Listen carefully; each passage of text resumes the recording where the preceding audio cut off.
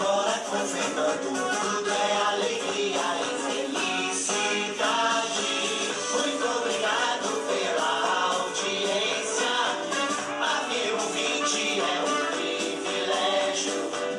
Nosso sucesso é você com a gente, aqui no show do Fernando Sérgio. Alô Rio de Janeiro, Fernando alô Brasil,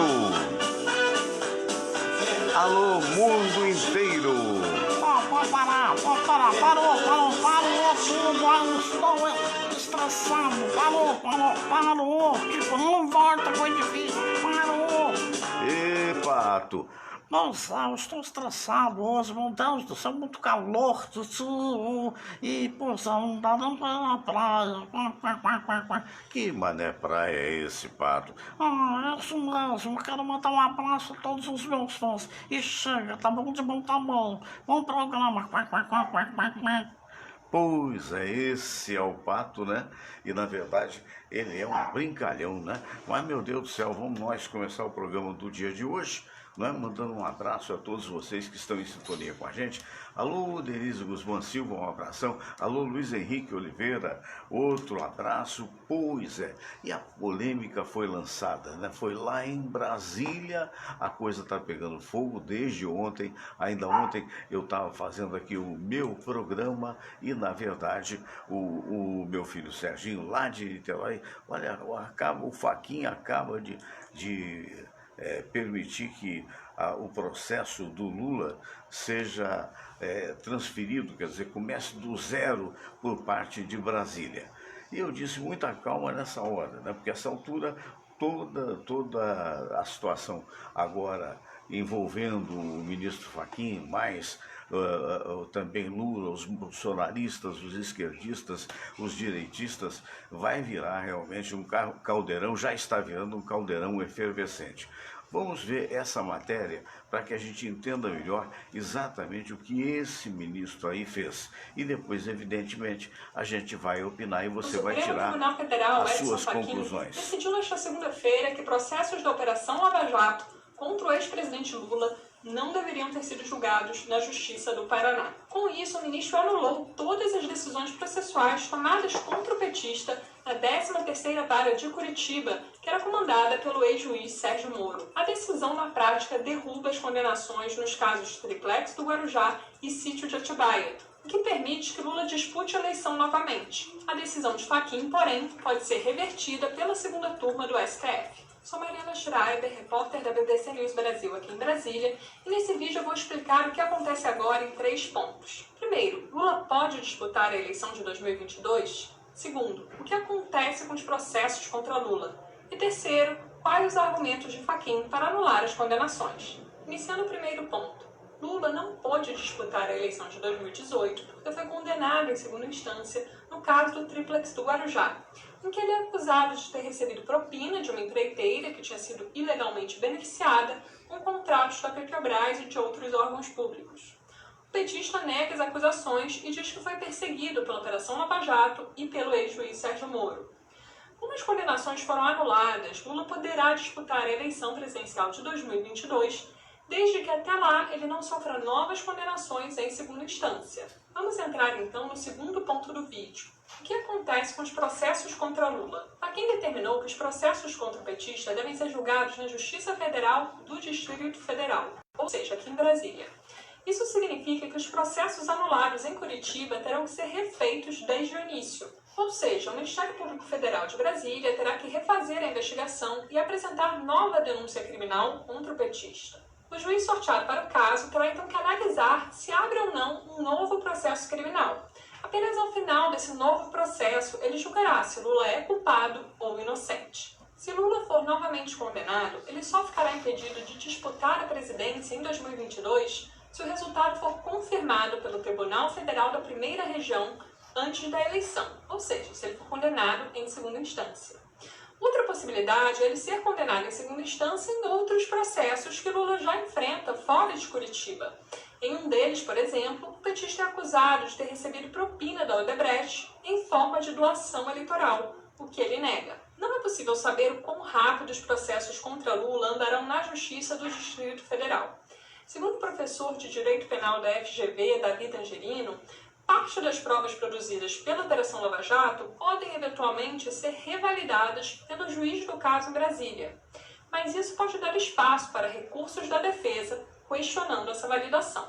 Chegando ao terceiro ponto do vídeo, vamos entender melhor a decisão de Fachin, que é relator da Lava Jato no STF. A decisão foi tomada a partir de um recurso da defesa de Lula, que argumentou que seus processos não deveriam ter sido julgados na 13ª Vara de Curitiba, mandada até novembro de 2018 pelo ex-juiz Sérgio Moro. Vale lembrar que advogados de acusados da Lava Jato há muito tempo questionavam por que processos que envolviam possíveis crimes em diversas partes do Brasil eram julgados em Curitiba. Na visão desses defensores, isso contrariava o princípio do juiz natural, que prevê regras claras para definir onde um caso judicial deve ser julgado. Apesar desse argumento dos advogados, no início da Lava Jato, uma decisão do plenário do Supremo permitiu que todos os casos envolvendo corrupção da Petrobras fossem mantidos em Curitiba. Na decisão que agora anulou as condenações contra Lula, Fachin diz que hoje há novos entendimentos no STF que levaram diversos processos a serem distribuídos para outras varas do país. Nesse contexto, ele considerou que as acusações contra o ex-presidente devem ser julgadas pela Justiça de Brasília. Para Fachin, não é possível sustentar que apenas o caso de Lula continue na 13ª Vara de Curitiba se diversos processos parecidos foram remanejados. Segundo sua decisão, os supostos atos ilícitos citados nos processos contra Lula, iniciados em Curitiba, não envolviam diretamente apenas a Petrobras, mas ainda outros órgãos da administração pública. A decisão de Fachin, porém, ainda pode ser revertida. O Ministério Público Federal tem a possibilidade de recorrer, levando o caso para análise da segunda turma do STF, que é composta por Fachin, Carmen Lúcia, Gilmar Mendes, Ricardo Lewandowski e Nunes Marques. Vale lembrar que a defesa de Lula tem outro recurso que pede também a anulação das condenações da Vara de Curitiba. Nesse habeas corpus, os advogados dizem que Moro não julgou o petista com imparcialidade. Caso a decisão de Fachin seja mantida, no entanto, pode ser que o STF não considere mais necessário julgar esse outro recurso. Por meio de nota, a defesa de Lula celebrou a decisão, mas disse que ela não repara os danos causados ao ex-presidente e ao Estado Democrático de Direito. Além do petista não ter podido disputar a eleição de 2018, ele passou 580 dias na prisão. Espero que esse vídeo tenha ajudado você a entender melhor as consequências dessa decisão de Fachin, que anulou as condenações de Lula. Vamos acompanhar as próximas decisões da Justiça sobre esse assunto. Obrigada pela audiência e até a próxima.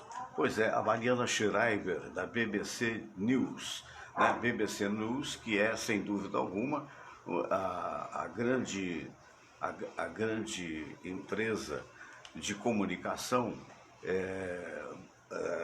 da Grã-Bretanha, né? E ela, brasileira, naturalmente, ligada a esta empresa, está mostrando uma visão que vem de fora, mas que está escancarada no dia de hoje. Inclusive, houve ontem, com a notícia, a queda da Bolsa. A Bolsa não gosta de mudanças e a queda da Bolsa não tão somente preocupa os investidores, como preocupa o povo de um modo geral. Quer dizer, no momento em que o país está fervendo, né, com esse problema da Covid, da má gestão por parte da Covid do governo federal e dos governos estaduais e municipais. Há um momento, havia e continua havendo uma polarização daqueles que estão a favor do governo e daqueles que estão contra o governo e aqueles que estão contra, não necessariamente petistas, né?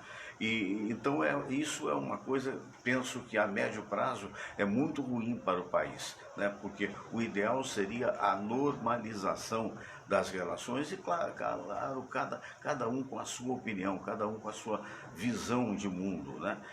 Mas isso, infelizmente, não vem ocorrendo desde a posse do atual presidente, que foi como se fosse uma divisão de fato, né? Declarando no discurso de posse, ao contrário do que fez o Biden, declarando que ia governar para os direitistas, que os esquerdistas eram isso, eram aquilo, e na realidade jogando mais confusão na cabeça das pessoas.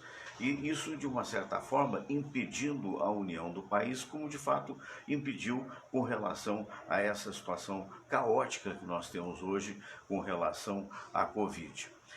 Com essa situação do Fachin, isso é uma decisão monocrática, o que quer dizer que um só ministro decidiu, portanto, ainda não pode vir a ser, mas ainda não houve a confirmação por seus pares, como bem disse a repórter Mariana Schreiber, né? Então, isso não significa que esteja definida a situação. De qualquer maneira, a gente tem que se habituar às decisões que possam ser tomadas na justiça, que sejam de acordo com o que nós pensamos ou em desacordo com o que nós pensamos, não é? Porque de nada adianta, há nesse momento uma exacerbação muito grande, tanto por parte da esquerda radical como por parte da direita radical. As chamadas memes da internet estão aí, olha, pulando para cá, e pessoas fazendo ironia e tal. A ironia, ela pode ser até curiosa, mas na verdade ela não acrescenta muito a esse caldeirão que está formado, né? E esse não é o programa do Luciano Huck, é um caldeirão que pode ser, pode ferver e pode atrapalhar, penso eu, as duas candidaturas se chegarem a tal. Porque se for possível, se será possível o Lula se eleger depois de uma péssima administração, notadamente no segundo governo, né? É péssimo, me perdoe, das duas uma, ou é desonesto, como o Moro quis provar e hoje está sendo criticado, ou então é muito incompetente, porque delegou poderes para uma série de pessoas que malversaram o todo, né? O escândalo da Petrobras, o escândalo do BNH, da Eletrobras, a má escolha, nada contra pessoalmente a presidente Dilma, né? Mas a má escolha é uma pessoa que, a meu ver, era despreparada para a presidência da República, né? Deveria ter, será que não tinha quadros melhores? Provavelmente poderia ter, mas não, é aquela história, não vou botar uma mulher que fica simpática, fica agradável e depois, na sequência, garante o meu retorno. Houve o que houve, as coisas aconteceram. É também de se questionar por que esse julgamento era no Paraná, já que afetava o país inteiro, porque não, se fosse só no Paraná, poderia ser no Acre, Rondônia, Rio Grande do Sul, desde o início, essa tal força-tarefa, por que não era baseada em Brasília? E por que só agora imaginaram que deveria ser voltar tudo para Brasília e aí volta tudo na estaca zero? Né? Num momento que eu digo que o único que deve estar comemorando de fato é o vírus, é o coronavírus, né? Porque nesse momento a gente não exige essa situação, o país não necessita, essa é a palavra, não exige, o país não necessita toda essa fervura por aí no caldeirão da política, porque a gente precisa de vacina, a gente precisa salvar os brasileiros de um modo geral. Pela 8ª ou 9ª semana, o número de mortes está subindo, o número de internações está subindo. A falta, hoje no Rio de Janeiro, as vacinas já estavam programadas, acabaram ontem. Hoje já não tem mais vacina, seria isso? Ou até quarta-feira? Me parece que até quarta-feira, mas não pode. Foi na semana passada que teve uma parada de 1, 2 dias e de repente o ministro do Ministério da Saúde recebe 9 milhões de doses e fica olhando para as doses, quer dizer, por que não distribuir imediatamente para que possa salvar mais e mais brasileiros? Nós já atingimos a 4,1% de brasileiros imunizados e 2, qualquer coisa duplamente, ou seja, aqueles que tomaram a primeira e segunda dose. Isso se faz necessário. Isso se faz necessário. Então, esse momento, uma discussão antecipada do que vai acontecer daqui a 2 anos, infelizmente, foi o que conseguiu no momento. Ele pode ter lá suas razões jurídicas, não duvido que possa ter, mas num momento meio equivocado, né? Eu faço até esse apelo, de um modo geral, para que a gente tenha moderação. Por quê? Será que o Lula será candidato? Não sei, sinceramente. Em sendo candidato, será que ele vai ter o respaldo que tinha no passado? Pouco provável, não é? Mas será que o senhor Bolsonaro, com certeza, será candidato, como ele mesmo muitas vezes já disse? Mas, por outro lado, essa pretensa candidatura do Lula, se não for ele, se for um preposto, a coisa fica talvez um pouco mais equilibrada, ou sim ou não. Mas se ele vir a ser candidato, pode ser que ele não tenha mais o respaldo que tinha antigamente, mas que do lado do Bolsonaro vai depender muito de como nós vamos sair da Covid, essa é que é a realidade, e ele pode talvez favorecer a um terceiro candidato, que talvez nem tenha a ver com o petismo, digamos assim. Ou então tirar votos do outro candidato, favorecendo também, de repente, até o atual presidente. Então, tudo isso é um exercício de futuro que tem que ser feito dentro dessa situação de muita dificuldade que o país atravessa. Tem que ter moderação. Tem que ter, porque é um negócio que se espera. É fundamental que o país tenha os 3 poderes. Isso é fundamental. Alguns amigos eu até respeito, mas não concordo. Dizem, nós estamos vivendo uma ditadura do STF. É possível que você pense assim, mas isso não favorece a democracia. Não favorece por quê? Porque é uma decisão que ainda não foi aceita pelos demais ministros, e também tem uma coisa, é uma forma de pensar do ponto de vista jurídico. Mas existem outras, não sei quantas decisões, que a gente sequer toma conhecimento para que o país possa funcionar. Agora, alguém me disse, não, para ser ministro do Supremo tem que ser perfeito. Ninguém é perfeito, nenhum de nós é perfeito. A gente, às vezes, fazendo um programa mais complexo ou simples como este, às vezes você erra. Às vezes você omite uma opinião que, de repente, daqui a 2 ou 4 ou 5 dias ou 5 meses, você muda completamente. O ser humano é um ser humano mutante. Então eu vi, por exemplo, um dos meus amigos botou STF, vergonha nacional. Quer dizer, meu Deus do céu, não é o STF ainda, é a decisão. Mas por que é vergonha? Porque não é uma decisão favorável ao que ele pensa. Não é? Então a gente tem que conviver com decisões, mesmo sendo errôneas, elas podem sofrer a apelação. A Procuradoria-Geral da República vai apelar, vai fazer algum tipo de pressão. Quer dizer, de qualquer maneira, seria democrático. O que eu quero dizer é o seguinte, não se questiona toda a roubalheira que houve durante o governo do petismo. Né? Isso não tem como, porque está aí. Agora, é aquela história, então volta para Brasília e as provas vão ter que ser provadas de volta. Isso me lembra, não é, você está falando contra a esquerda. Não, eu falo até contra a direita, porque recentemente nós tivemos aqui um episódio do Flávio Bolsonaro. Lembra disso? Que estavam todas as provas sendo coletadas através de contas bancárias e outras coisas mais, e de repente um juiz decidiu que isso faz parte, lamentavelmente o juiz, eu não estou dizendo que é perfeito, o juiz ele erra, ele pode errar. Eu me lembro, nessa minha luta contra a última emissora que eu trabalhei, né, para vocês terem uma ideia, isso é em ponto menor, mas você vê que é isso. Agora, recentemente, nós tivemos 4 desembargadores do Ministério do Trabalho presos, né? Quer dizer, presos, porque tem alguma prova que foi mostrada, que foi provocada pelo Ministério Público, que foram presos pela Polícia Federal. E são esses os homens que vão, teoricamente, ajudar o trabalhador. Ora, meu Deus, e o trabalhador é tratado como se fosse um número, ninguém olha para a sua cara. Eu nunca tinha ido num processo do Ministério do Trabalho, aqui no Rio de Janeiro, para vocês terem uma ideia.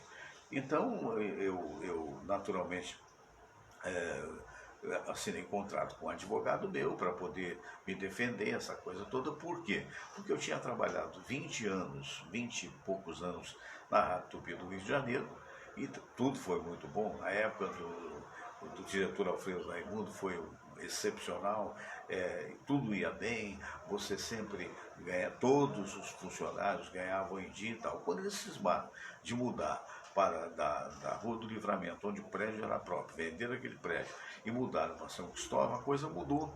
A coisa mudou, as condições eram insalubres na época, botaram lá um ar-condicionado que era um ar-condicionado de shopping, num lugar que era frequentado a cada turno por 10, 15 pessoas. A gente parecia que estava trabalhando num iglu, mas as coisas começaram a atrasar. Começaram a atrasar pagamento, começaram a atrasar, não esta diretoria, a diretoria anterior. E nada teve com o senhor Alfredo Raimundo, que hoje já é saudoso, já está com o Papai do Céu. Não, teve a ver com um cidadão chamado Maurício de Nepe, que foi o principal diretor daquela emissora e que, sei lá de que maneira, endividou a empresa toda. Tanto é que ele foi retirado, depois das assembleias que aconteceram, ele foi retirado, coisas dos associados foram retiradas e botaram um outro cidadão lá, que aparentemente está tocando e lutando para que a rádio seja produtiva e para que ela possa, espero que tenha esse raciocínio, de pagar as suas dívidas. Muito bem, então naquele momento, quer dizer, foi, se não me falha a memória, até dezembro de 2016, né, por aí, exatamente. Quando chegamos em dezembro de 2016, todos os funcionários daquela emissora, não recebiam há 5 meses. Ou seja, eu poderia dizer não recebiam há 7, porque no 13º anterior eles não tinham pago. E o 13º depois também não seria pago. Então, no meu caso, eram 7 salários, né? E salários, no meu caso, era um salário relativamente alto, mas de todo mundo, porteiro, motorista, enfim, todo mundo estava sem. Só como é que viviam? Viviam com estoicismo, né? Com heroísmo, né? O pessoal vai trabalhar e tal. Sendo que o meu trabalho era um trabalho num horário ingrato, né? Que era de 10 até as 3 da manhã. 10 horas eu chegava para a produção do programa, fazia com muito gosto, tinha um grande amor, não só pela rádio, quanto pelos ouvintes, mas é um negócio complicado, né? Então, quando chegou lá, eu olhei para trás e vi que eles estavam me devendo 7 meses de salário, eu resolvi entrar em greve, como todo mundo entrou, todos eles, até os bonitões que ficaram, só que entraram, mas não se manifestaram. Eu entrei e falei, não, chega, né? Eu acho que eu tinha cabedal para horários até melhores, eu acho que eles não tiveram nenhuma sensibilidade, né? Antes de eu ter saído, eles tinham demitido 71 pessoas na base do, olha, busca os teus direitos, que eu não tenho dinheiro para pagar, né? Então eu saí espontaneamente. De repente houve uma reunião e na reunião um novo diretor apareceu, esse cidadão está lá até hoje, e esse diretor, quando apareceu, disse que, olha, vocês voltam a trabalhar e daqui a 40 dias ou 45 dias eu pago um salário. E aí o pessoal perguntou, mas peraí, o que estão devendo? Não, o que estão devendo a gente vai pagar aos poucos. Então, 70% votaram em favor da continuidade da greve. Mas, infelizmente, houve aqueles que furassem a greve. E eu entendo, cada qual no seu cada qual, de repente tinha gente lá que não dependia só de salário, vivia de muita publicidade. Então esses voltaram, e aqueles que, como eu, acharam que era abuso, que era excessivo, não voltaram. Eu não voltei mais. Eu me lembro que naquela ocasião o Garcia Duarte, que é um querido amigo, por sinal, foi fazer a minha parte, que eu não tinha voltado, e ele falava, não, Fernando Sérgio, ele vai voltar. Eu falei, não vou voltar, porque, enfim, graças pelo menos ao trabalho que eu fiz durante muitos anos, eu tinha um patrimônio, eu tinha uma maneira de seguir sem mais me submeter a um sacrifício diário, de segunda a sábado, para poder não ganhar nada, né, ou ganhar muito pouco. E aí, nós todos, olha o que é a justiça brasileira, nós todos fomos surpreendidos com telegramas, aqueles que ficaram tentando dar justa causa por cima da gente, usando um termo que agora me fugiu a memória, que significava preguiça, uma coisa assim. Imagina, um cara que trabalhou de 98 até 2016, num horário desses, e jamais faltou, a não ser por um eventual problema de saúde, pelo amor de Deus, né? E evidente que aí cabia um processo, nós todos processamos, alguns já ganharam, outros não. Eu consegui ganhar uma parte que eles não tinham sequer depositado no fundo de garantia, tiveram que depositar. Muito bem, por que eu estou falando isso? Aí chegou a primeira audiência que eu iria com o advogado. Então eu fui participar, levei na época, o falecido Jim Berral, que eu sinto muita falta dele, que foi outro que foi injustiçado também e que já morreu vítima de Covid, para ser minha testemunha. Levei também, agora me fugiu, meu Deus, foram 2 ou 3 pessoas, eu estou falando de improviso, peço perdão, o Ricardo Reiser, enfim. E chegando na audiência, tinha lá a juíza, eu já tinha essa ideia, porque eu tinha ido ser testemunha de outros. A mulher mal olhava para você, para qualquer um que ali entrasse, né? Os advogados falam, mas com muito cuidado, né? Tanto os de acusação quanto os de defesa, porque é muito preocupado com o martelo de sua excelência. E num dado momento eu tinha que falar o que houve. Eu sintetizei e falei que eu estou falando para vocês, né? Quando eu falei isso, a mulher, muito bem, então vamos ouvir o preposto da rádio. O preposto da rádio é uma pessoa escolhida pela rádio para dizer o que dizem para ela. Porque a mulher que estava lá, eu nunca tinha visto mais gorda, né? Ou seja, ela nunca tinha encontrado comigo nos corredores da rádio. E a mulher começou a dizer umas coisas que não cabia, porque na verdade ela não tinha. Disseram para ela, né? E ela foi dizer o que disseram para ela. E ela estava dizendo, eu estava no lado da mesa e eu fiz assim. Quando eu fiz assim, a juíza olhou para mim com olhos de reprovação. O senhor, por favor, não se manifeste. Se o senhor se manifestar mais uma vez, eu coloco o senhor fora da sala. É muito complicado, sobe a cabeça, né? Sobe a cabeça. Aí anos mais tarde, graças a Deus ganhei, não tive nenhuma justa causa, pelo contrário, eles tiveram que assinar, dar baixa na minha carteira, que foi dado agora. Olha, 3 anos depois. 3 anos depois, olha como a justiça é lenta, é a passos de cágado, é complicado, e é por isso que eu sou contra 4 recursos, 5 recursos. Não, teriam que ser 2 recursos apenas. E olhe lá, e nós temos, eu sou apenas um cidadão, eu não sou jurista, mas nós temos aqui desembargadores que dizem a mesma coisa. Amigos meus que são juízes, quando honestos, né? Porque tudo depende disso. Então essa situação que a gente está vivendo não é novidade, mas o que a gente não precisa é tumultuar mais do que já está tumultuado. Essas coisas de rede social, tanto a favor como contra, só serve para dar uma presença e tal. O importante é a gente acompanhar do jeito que a coisa irá.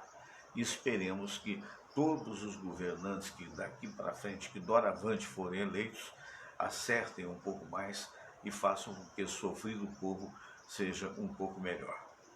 Enfim, perdoe, me alonguei. Eu queria dizer para você, olha, se você está afim de lutar jiu-jitsu, aulas de jiu-jitsu em Niterói, com o professor Serginho, que é formado pelo mestre Luiz Paulo, hoje nos Estados Unidos. E o Serginho é faixa preta desde 99, com 4 graus.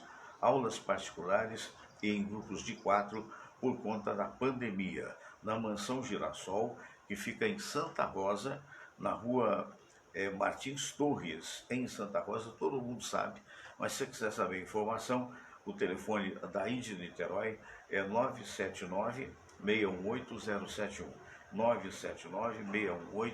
979-618-071, ok? Muito bem, isto colocado, vamos agora, já que contamos um pouco para você da nossa vida de trabalhador, vamos apresentar para você o Osmar do Breck, presidente da Confraria dos Amigos do Rádio e que é cantor e compositor da Portela. Está chegando aí, ó, Vida de Trabalhador, vamos nós.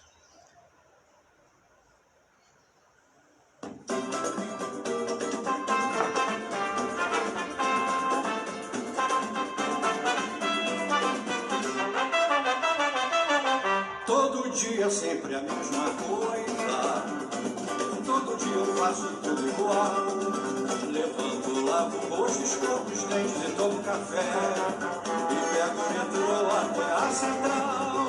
Se eu chego atrasado no trabalho, levo bronca do patrão. Pra encarar essa vida, tem que ter muita disposição, tem que ter muita à disposição. Não é mole não, todo dia sempre a mesma coisa. Todo dia eu faço tudo igual. Levanto, lavo o rosto, escovo os dentes e tomo café. Me pego o metrô até a central.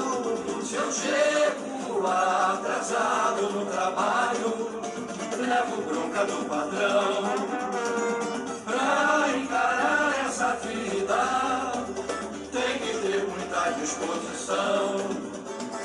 Tem que ter muita disposição. O que eu ganho mal dá para viver. Não sobra um tostão para o lazer.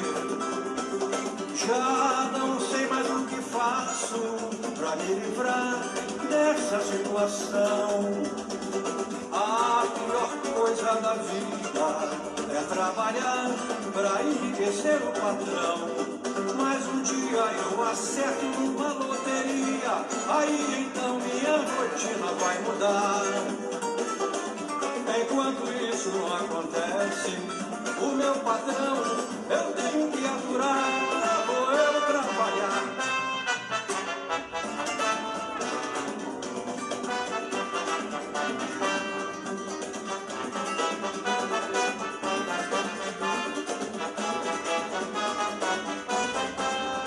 Se eu chego atrasado no trabalho, levo bronca do patrão.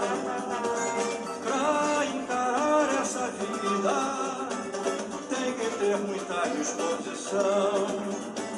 Tem que ter muita disposição. O que eu ganho mal dá para viver. Não sobra um tostão para o lazer. Já não sei mais o que faço pra me livrar dessa situação.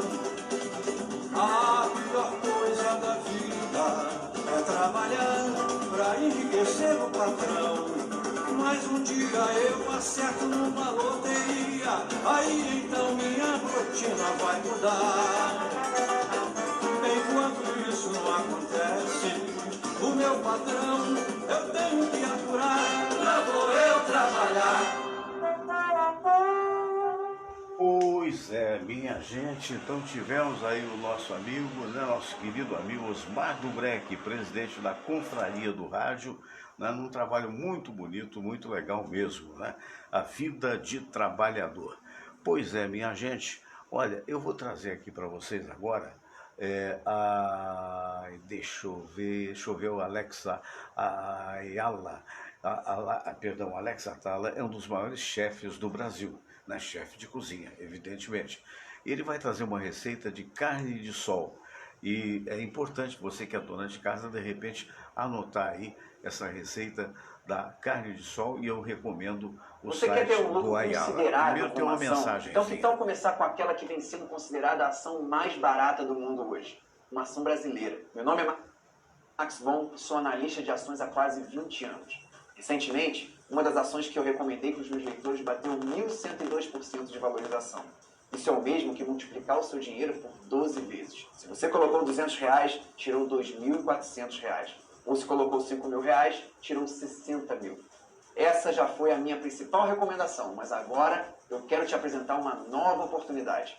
Aquela que eu considero a ação mais barata do mundo hoje. Se você tem alguma perspectiva de ganhar dinheiro na bolsa, dinheiro de verdade, essa é a ação que você deve comprar. Duvida? Então clica no botão que está aparecendo aqui que você vai ver. Você vai entender por que os maiores fundos de investimento do mundo, gente que tem mais de 10 trilhões de dólares sob gestão, está comprando as ações dessa companhia brasileira como se não houvesse amanhã.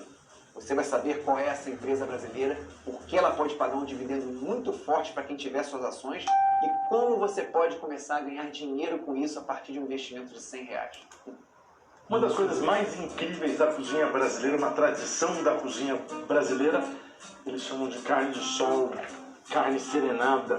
Tem uma série de nomes de preparações pelo Brasil. Eu vou fazer uma versão urbana, não sei se é assim que fala, mas é um jeito que a gente faz uma carne de sol lá no Dom. Obviamente ela não é de sol, ela não tomou o sereno, mas é incrível. Um dia de servir uma carne curada, eu vou usar uma cabeça de filé mignon. Filé mignon acho que todo mundo conhece.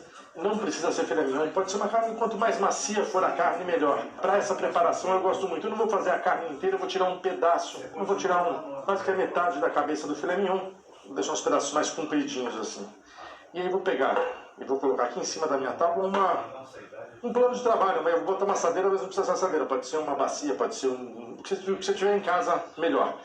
E vou colocar sal, porque a carne de sol normalmente é salgada, mas para evitar que ela fique salgada demais, eu vou equilibrar com açúcar. Então eu vou botar 60% sal, 40% açúcar. Isso vai equilibrar e ajudar muito os sabores naturais da carne a se expandirem. Assim. A cura é um processo de cozimento, sim, é um cozimento a frio e confere uma textura, um sabor muito, muito, muito especial.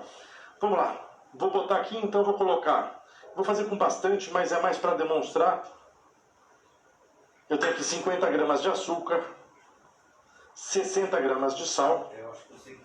E uma das coisas que a carne de sol ela acaba desenvolvendo um sabor lácteo muito agradável.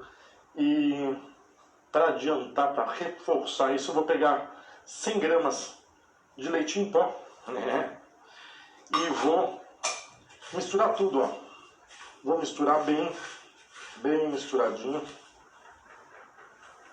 Venho aqui, tiro o máximo que eu posso com a mão.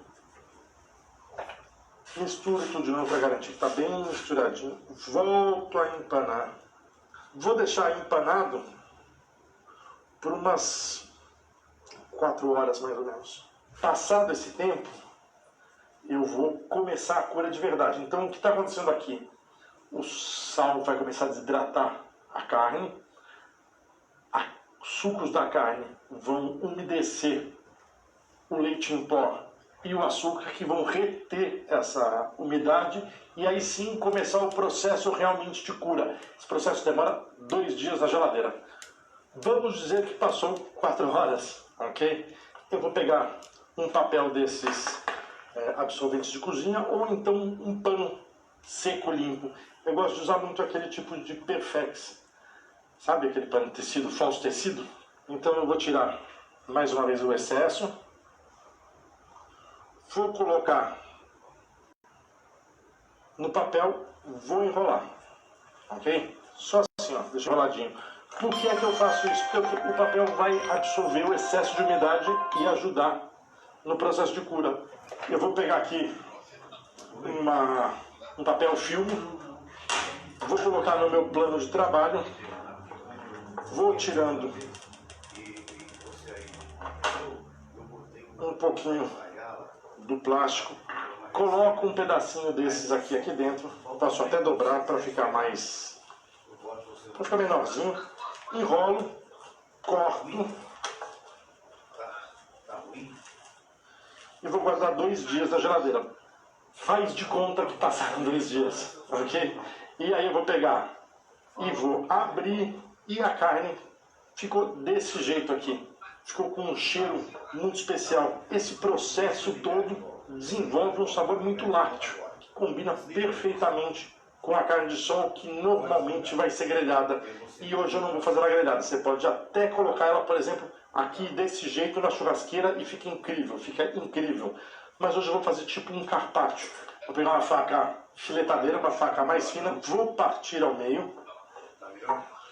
E vou aqui colocar o meu óculos, porque esse óculos vai dar ruim.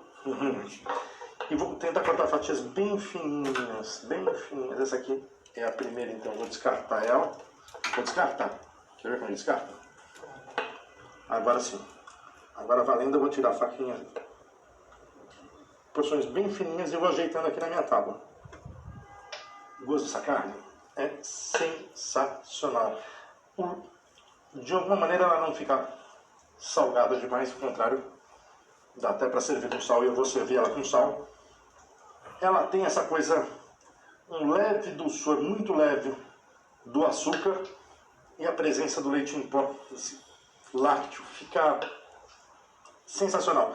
E aqui você usa a sua criatividade, você pode fazer um carpaccio, você pode grelhar ela, como eu disse, na brasa, ela fica incrível, tipo um churrasquinho, Obviamente você vai servir ela mal passada. Você pode fazer uma torradinha, você pode fazer um canapé, você pode acompanhar uma salada. É sem fim, isso aqui é como se fosse um presuntinho, só que de filé mignon. Eu vou pegar um prato que eu adoro. Vou pegar minha faca, fazer assim, ó. Vou colocar aqui. Vou dar um toquezinho de chefe. Vou pegar uma peneira e uma colher. Vou colocar um pouquinho daquela marinada que eu tenho de sal, açúcar. A marinada seca, né? Sal, açúcar e leite em pó. E vou fazendo assim, ó. Vou bater na colher assim, ó.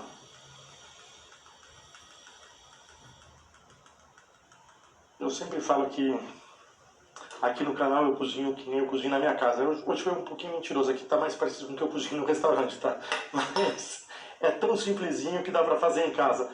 Vou pegar a manteiga de garrafa daquele jeitinho que a vovó ensinou e vou dando umas gotinhas nela assim, ó.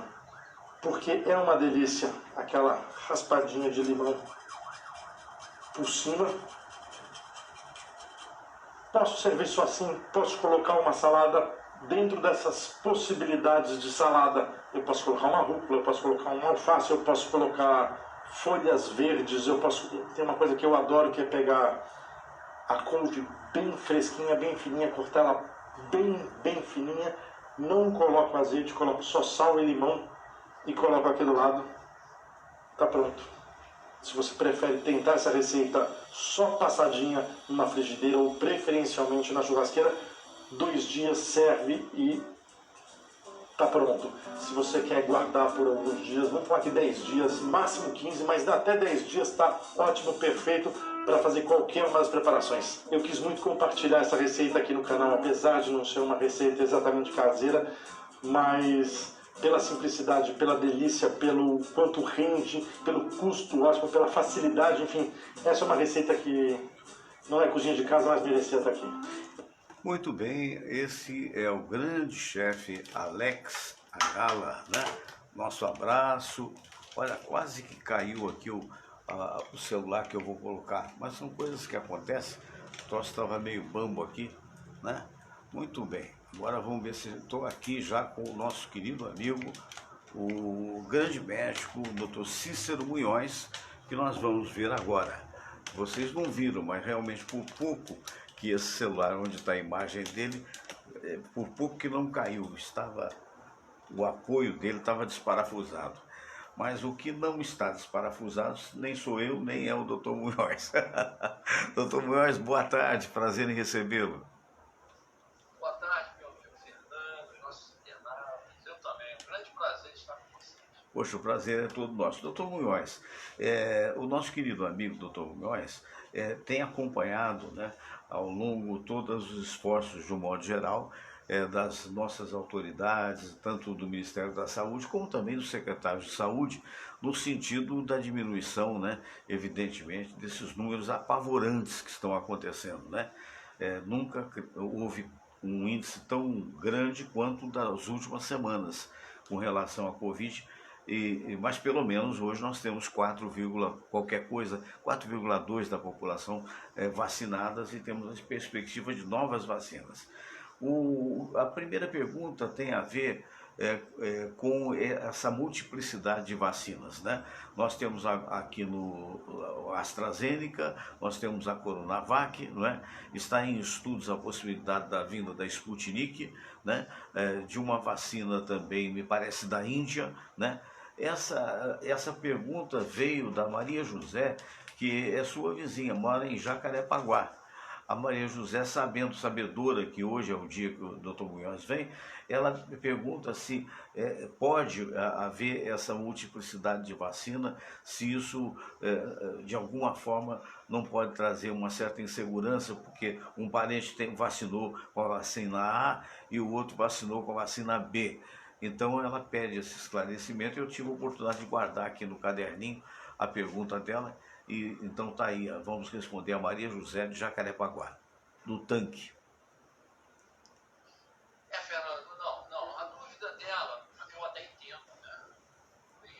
Fica realmente, às vezes, um pouco indeciso, sem saber exatamente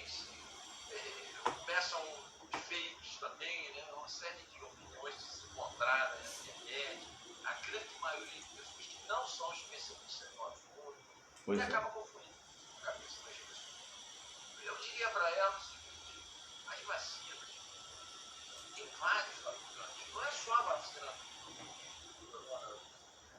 Várias doenças têm vários fabricantes de vacina. Pode estender para a vacina da gripe, do sarampo, da catapora, todas as viroses, da paralisia infantil, que também um flash nas populações há 50, 60 anos atrás. Existem vários fabricantes. Todas as vacinas, elas têm o mesmo objetivo e cumprem esse objetivo. Pelo menos é o que os estudos preliminares mostram. Eles mostram que algumas têm uma efetividade maior, é o que eu já expliquei em outras entrevistas aqui. Elas têm, na verdade, efetividade maior, uma eficácia imediata, às vezes diferente. Uma 50 e poucos por cento, a outra 70%, a outra beirando os 80%. E numa segunda dose, quase todas chegam próximo de 90%. Isso quer dizer o seguinte, que a vacina é necessária em qualquer circunstância, em qualquer tipo de vacina. Porque mesmo que ela não cumpra, e a maioria não vai cumprir 100%, se você estiver vacinado e por um acaso tiver a doença, o que pode acontecer, claro, a doença terá consequências muito pequenas. Você já deve ter ouvido falar em crianças que tomam vacina do sarampo, tiveram sarampo. Só que aquele sarampo pequenininho, parece uma pequena brotoeja, sem nenhuma consequência, sem nenhuma complicação de sarampo. A maior complicação para as crianças eram pneumonias, às vezes fatais. Então não existe isso. Mesma coisa que eu estou falando do sarampo, eu falo para gripe, para essa vacina que a gente toma todo ano. Eu já tive gripe em anos, eu vacino há mais de 10 anos pela vacina da gripe. E já tive anos aí que eu tive resfriado. Mas qual foi a consequência? Nenhuma. 2 ou 3 dias com uma pequena coriza. Então eu queria tranquilizar e dizer o seguinte: todas as vacinas, principalmente aquelas que já foram liberadas pelo nosso órgão regulador da Anvisa, todas têm eficácia, e mesmo que não seja uma eficácia imediata muito grande, elas vão pelo menos minimizar qualquer complicação. Eu diria que praticamente 100% de quem tomar a vacina, seja ela qual for, vai ficar imunizado, vai ficar livre de uma consequência maior, que é uma internação hospitalar, uma internação na CTI, uma intubação. Praticamente 100% vai ficar livre. Então tem que tomar a vacina, seja ela qual for. O que vai mudar são as doses, né? Parece que tem uma vacina lá da Janssen, que é a Johnson Isso, Johnson, também. que é apenas uma dose, a dose é mesmo. E todas aqui é mais são 2 doses. Uma diferença apenas no número de dias. Por exemplo, o Coronavac, de 21 a 28 dias tem que dar a segunda dose. Essa AstraZeneca, em torno de 60 dias. Então são pequenas diferenças, mas no fundo, todas têm o mesmo objetivo e a gente não deve se preocupar qual é a vacina. Vacina é muito importante. E digo mais, só para a gente concluir, é importante que tenham vários fabricantes, porque apenas um fabricante não daria conta. Você vê que todos esses fabricantes, não é só o Brasil que está tendo dificuldade, não. Vários países estão tendo dificuldade de montar seu É verdade.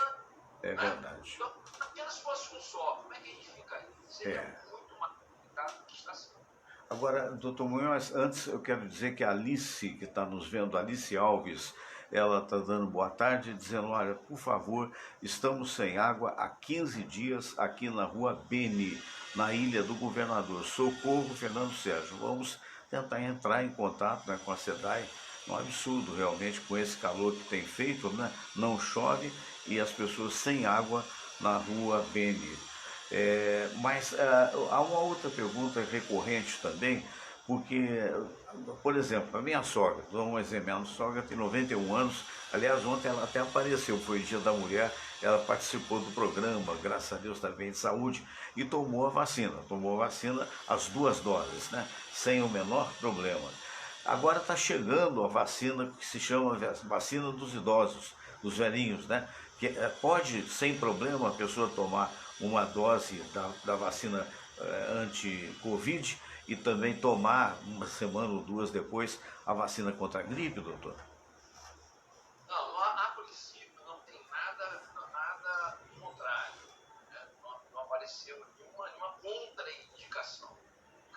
essas vacinas elas são muito mais dirigidas ao público mais idoso. Idoso. Embora eu tenha alertado já há muito tempo que está acontecendo o acometimento dessas variantes que eles chamam de cepas, né, mutantes, Cepas. em pessoas muito jovens. Eu tenho lá 40% dos meus leitos lá no amparo ocupados por pacientes abaixo de 50 anos. Olha só. Para ser eu tenho um de 24 anos, eu tenho 2 na faixa de 40. Meu Deus. Tenho um de 51 anos. Então você vê que a coisa realmente está mais complicada do que parecia no início. Eu acho, aí sem querer defender governo, não é o meu objetivo ficar defendendo político, mas aí também a gente tem que dividir a culpa e não jogar a culpa dos governos estaduais, municipais ou do governo federal. O povo tem que colaborar. Claro. Porque se carnaval foi outro absurdo. Você acompanhou aí festas, 2-3 mil pessoas em ambiente fechado. Fechado. Que pode você botar um bloco de 3 mil pessoas na rua. É um absurdo. Ambiente aberto. Você vê que isso é um problema sério. Não adianta fazer lockdown, não fazer nada, usar máscara, se você se acotovela numa festa com 3, 4 mil pessoas. É verdade. Esse é um que a gente tem realmente que considerar. Agora, não sei se o amigo tomou conhecimento, quero crer que sim, que o Dr. Munhoz é muito bem informado. Eu estou fazendo uma parceria aqui com a BBC de Londres, né? E a gente agradece muito os artigos que a gente repercute aqui e a gente não se cansa de recomendar o site da BBC, que na verdade não é o site, é o canal da BBC no YouTube, né?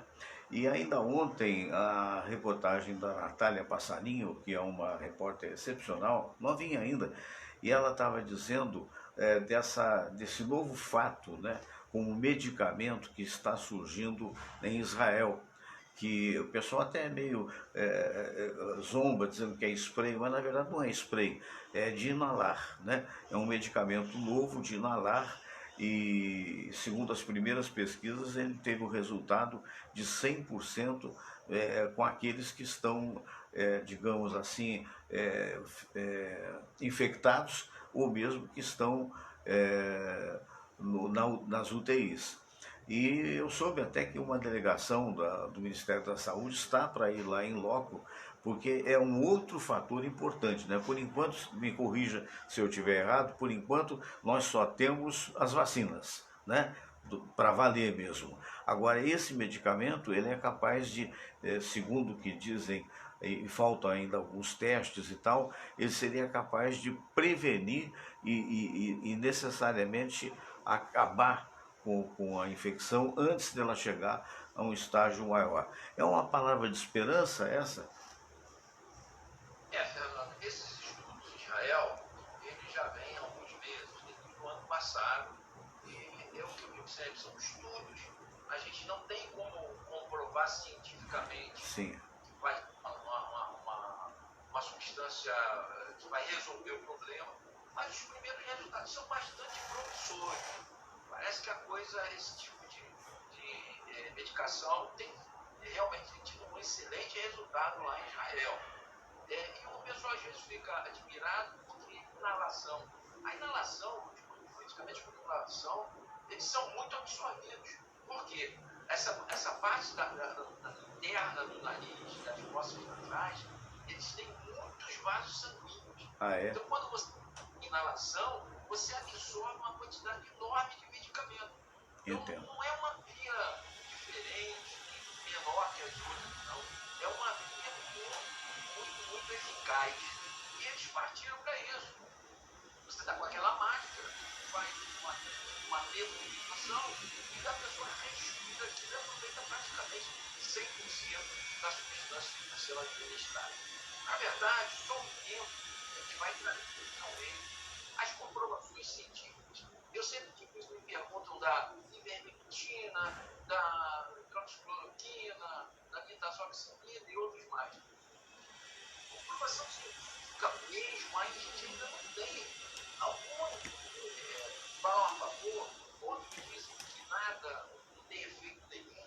O que eu sempre digo é o seguinte, quando a gente tem uma droga que está em teste, mas ela não tem grandes efeitos colaterais, e parece que essa substância vacina, lá de Israel, não trouxe nenhum efeito colateral importante, não tem maiores contraindicações, não tem nada contra, não. Você quer tomar lá ivermectina? Eu não tenho nada científico, não tenho, eu não. A comunidade científica ainda está tentando entender as coisas. Mas se você não tem grandes efeitos colaterais, talvez por que não tentar? É a mesma coisa esses estudos de Israel. Parece que a prova tem dado resultados bastante interessantes, muito bons. E eu acho que se a coisa caminhar por aí, isso aí pode ser estendido a outros países, né, que podem ajudar a fazer estudos comparativos, estudos entre países diferentes, ver se tem alguma diferença em relação ao tipo de administração. Então, eu acho que é interessante e é mais uma esperança, né, Fernando? Porque, Com como você falou, certeza. toda vacina, que é uma profilaxia, é uma prevenção, droga mesmo curativa, droga que vai agir ou prevenir de imediato a doença, a gente ainda não tem nenhuma comprovadamente, comprovação científica. Entendo perfeitamente. Doutor Munhoz, sempre uma honra tê-lo aqui conosco mais uma vez. Um forte abraço e até semana que vem, às terças-feiras, quando está aqui o nosso querido doutor Cícero Munhoz, um importante cardiologista, um médico amigo e que sempre está disposto a orientar os nossos internautas. Fraterno abraço, querido. Um abraço, meu querido amigo, um abraço aos internautas e até a semana que vem. Até semana que vem, se Deus quiser. Namastê, namastê, é isso mesmo. Abraço grande, querido amigo. Pois é, então tivemos aí a presença deste grande médico aqui do Rio de Janeiro, nosso querido irmão, né? Um amigo da maior importância, doutor Cícero Munhoz. Aliás, doutor Cícero sempre está aqui às terças-feiras. Eu vou trazer da TV Portuguesa para você, talvez você já tenha ouvido, vai ouvir de novo, a versão É Isso Aí, na verdade, nas vozes muito importantes. Alô, amigos de Alemar, da Vanessa Silva e do Thelmo Miranda. Aliás, essa senhora bonita que está sendo vista aí nesse momento é a mamãe do Thelmo Miranda num programa de televisão lá da IRTT. Vamos lá. A voz da Vanessa, uma outra voz de um menino teu, porque ao fim e ao cabo é isso aí. Espera lá. David Antunes, Vanessa e Thelmo.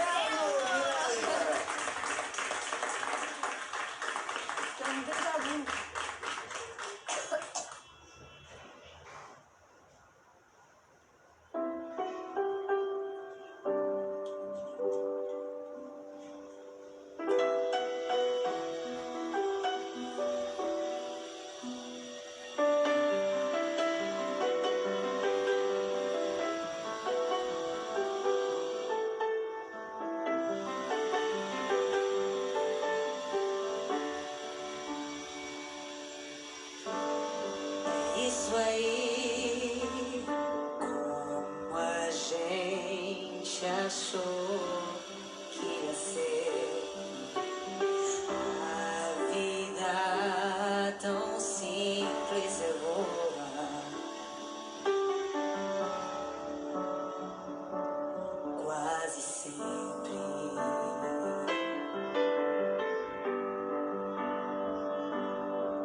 Isso aí os passos vão pelas ruas, ninguém reparou na lua, a vida sempre continua.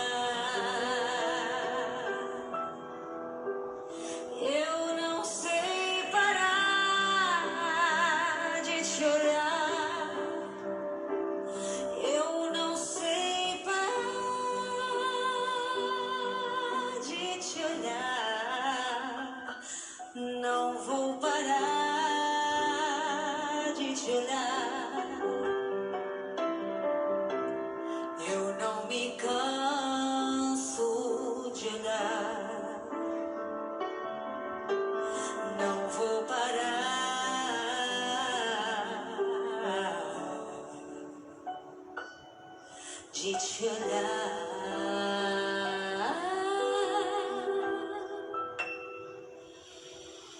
É isso aí. A quem acredite em milagres, a quem cometa maldades, a quem não saiba dizer a verdade.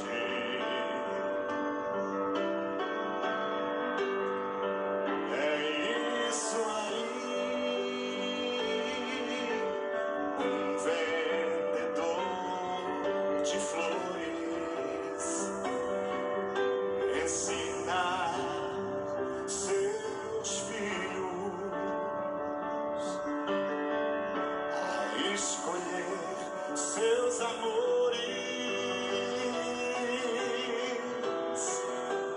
Eu não sei parar de te olhar. Não sei parar de te olhar. Não vou parar de te olhar. Eu não me canso de olhar. Não vou parar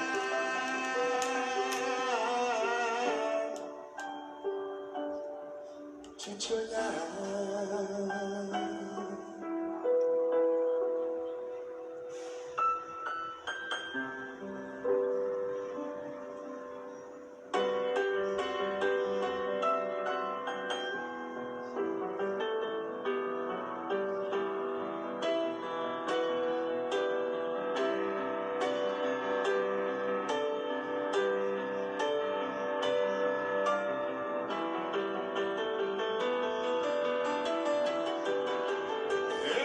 não vou parar de te olhar.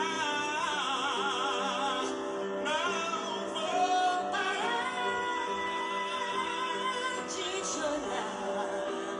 Não sei parar de te olhar. Eu não me canso de olhar. Não vou parar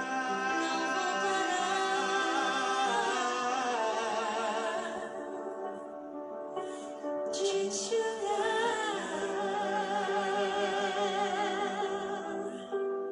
Can't take my eyes off of you.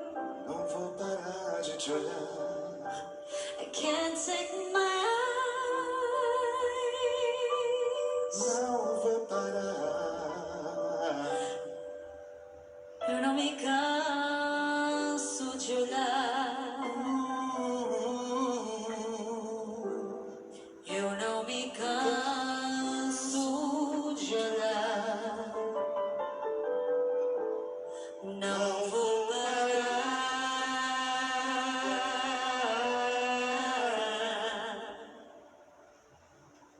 de te olhar.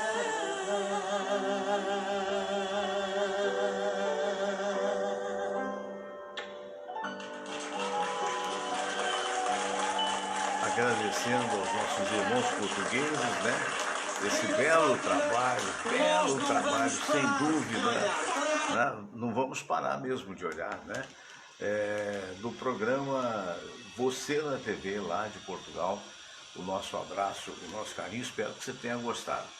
Nós vamos agora àquele momento da oração, né? Que é tão, que sempre a gente coloca aqui, que é muito importante, né? E depois eu vou falar o nome de vocês que estão aqui acompanhando o programa, que mandaram seus recados, né? Muito importante a presença de vocês, eu vou falar logo após, tá bom? Vamos lá, os recadinhos também, vamos à prece. Deus nosso Pai, que sois todo poder e bondade, dai a força àqueles que passam pela provação, dai a luz àquele que procura a verdade, põe no coração do homem a compaixão e a caridade.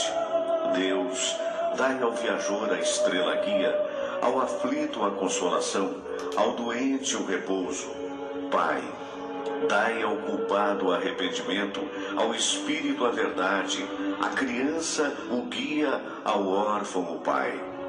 Senhor, que vossa bondade se estenda sobre tudo que criastes. Piedade, Senhor, para aqueles que não vos conhecem. Esperança para aqueles que sofrem.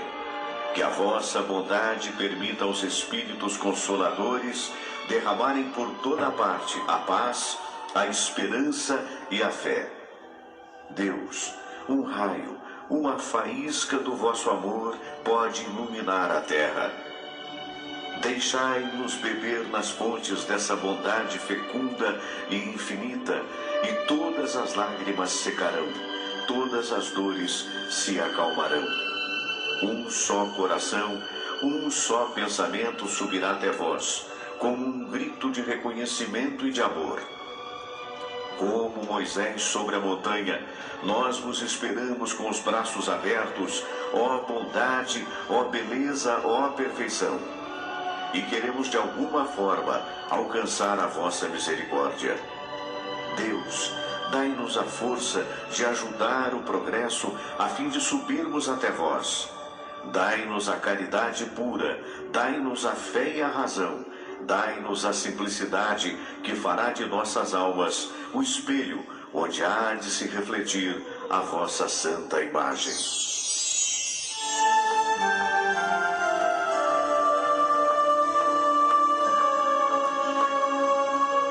Pai nosso que estais nos céus, santificado seja o vosso nome.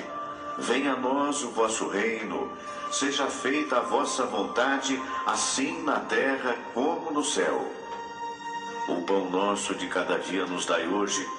Perdoai, Senhor, as nossas ofensas, assim como nós perdoamos aqueles que nos ofenderam. E não nos deixeis cair em tentação, mas livrai-nos de todo o mal, porque teu é o poder e tua é a glória, por todo sempre. Amém. Muito bem, tivemos esse momento importante, não é? Vamos todos. Opa, disparou aqui, mas vamos que vamos. Vamos ler aqui os papos da turma. Denise Guzmán Silva, oi Denise, um alô para você. Luiz Henrique Oliveira, Luiz Henrique dizendo aqui, boa tarde Fernando. Deixa eu ver aqui, boa tarde Fernando Sérgio. Na escuta, amanhã meu aniversário. Bacana, Luiz Henrique, você, né? E da Amanda, dia 12. Valeu, meu amigo. Elvira Araújo também falando comigo. Denise Guzmán, já falei. Mandou boa tarde a todos. Alice Alves falando da falta d'água há 15 dias na rua Beni, na Ilha do Governador. Meu Deus do céu, alô SEDAI. Vamos resolver o problema, não é mole não, com esse calor, 15 dias sem água na rua Beni, na Ilha do Governador. A Vilma Melo, obrigado Vilma. Gessé Reis, alô Gessé. José Zambini Filho, alô José Zambini, um alô para você também, um alô para o Gessé Reis. Para Alex Nights, boa tarde Alex. Vendo aqui todos os recadinhos, né? Luiz Henrique, saudações da sua época na Tupi, saudades, perdão. Pena que a Tupi não honrou com o seu trabalho e diversos comunicadores que por lá estiveram e foram demitidos da forma injusta. Pois é verdade, não é? Paciência, vida que segue, né? Valeu, Luiz Henrique. Grande Osmar do Breck, ele elogia o Osmar, e não podia faltar o chefe dele, o Paulo Nunes, porque parece mesmo com o ex-jogador Paulo Nunes, hoje comentarista de TV, né? Minha gente querida, muito obrigado, fiquem com Deus. Amanhã, se Deus quiser, às 4 da tarde estaremos aqui de volta. Namastê.